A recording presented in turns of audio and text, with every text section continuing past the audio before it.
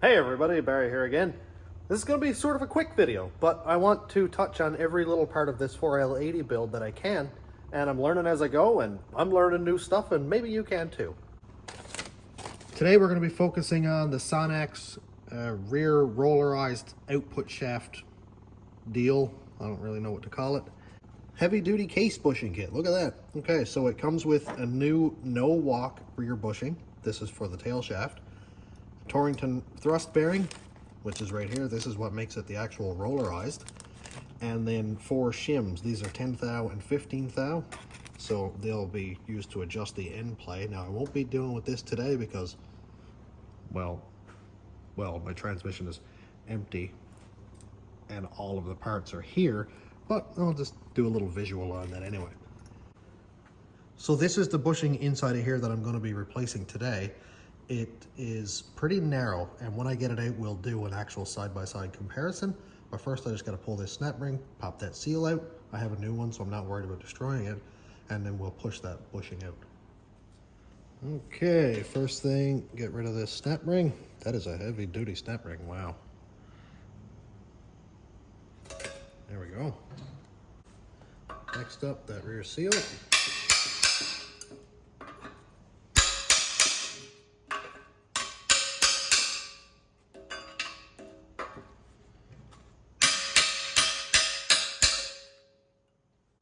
And hey, now we can see the old bushing. I'm just gonna push that old bushing out. Apparently this rear bushing likes to spin around. It doesn't seem that this one has, so that's a good thing.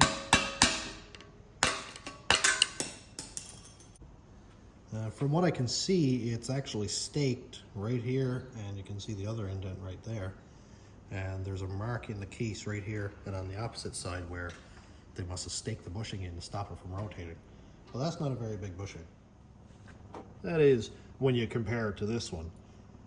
Wow, that is a major difference. You're talking 1/8 of an inch for sure deeper.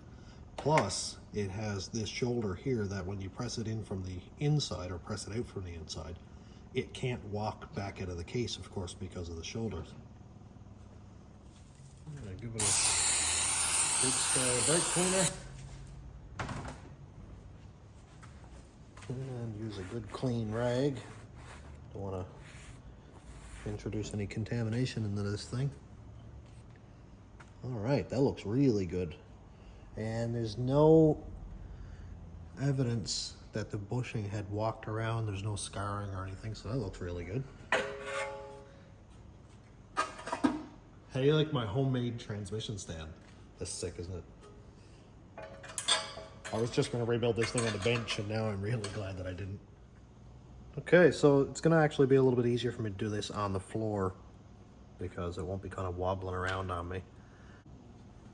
I watched Ryan Blazer's video. He's been a great asset to me building this transmission, and he used some red Loctite, so I'm going to do the same thing.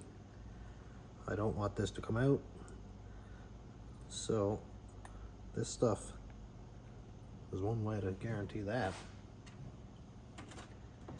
And I don't have the right tools, obviously, so I'm just going to lay that down in there.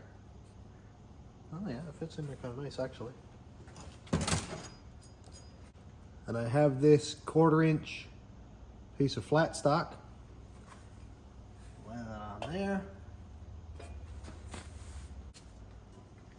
And a piece of pipe. I'm going to put that on there nice and square. And just tap it in. Now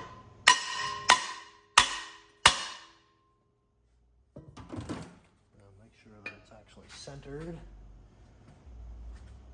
Looks good. Make sure it's not going in squish or anything. We don't need that.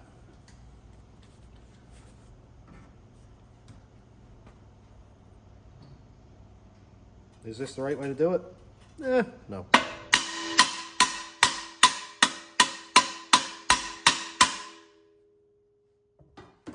No, it is not. But it'll work. Hey, look at that. it's already working. Let's give it another couple taps just for good measure.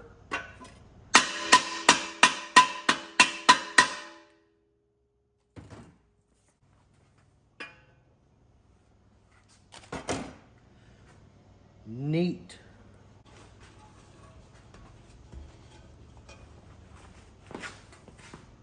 I won't be able to do that when the transmission's full. I'm just going to tip it up so I can get some of the brake cleaner out of it. All right, here's that bushing protruding. It looks really good. It didn't say what way to orient the bushing here, and if it didn't say it in the instructions, I don't think they care. That looks really good. And here's the view from inside. You can see, now you can't see it from here, but that is all the way down to the shoulder. And I can see a couple little drips down there that I need to get off before that Loctite cures. Although in reality, Loctite is anaerobic, meaning it cures in the absence of air. So if it's just left on a surface, it shouldn't cure, but just for the sake of cleaning everything up. Of course, you gotta wipe it all down. Very cool. And if you want to buy just the bearing, it's part number 2420050.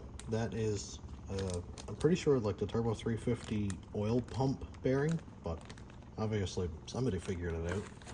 I don't have a part number on the shims or anything, but part number for the kit is 34006-SPB.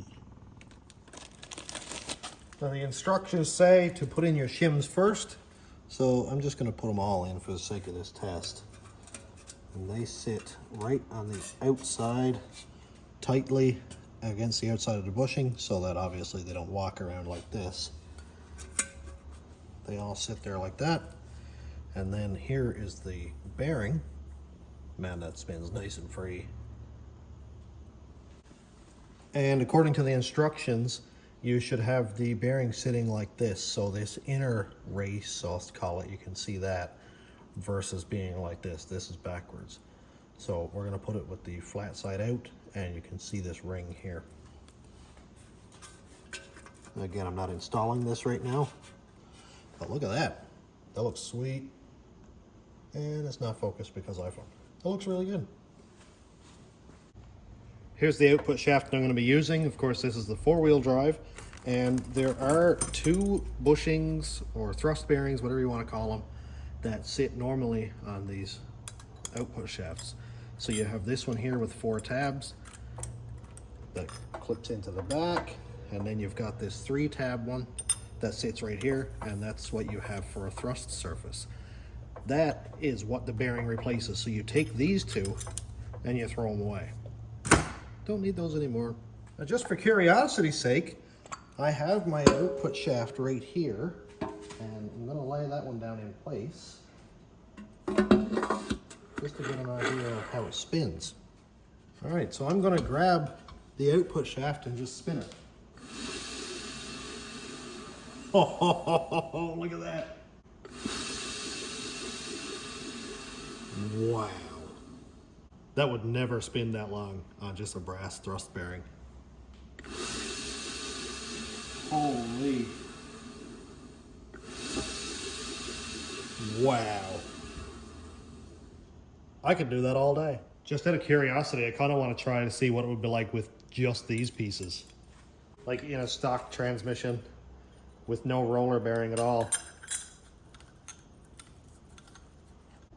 The 3-prong ring wouldn't fit with the new bushing, so I just tried it in my 4-wheel drive case. And just to make it a fair test, I put some transmission fluid all around this thrust surface.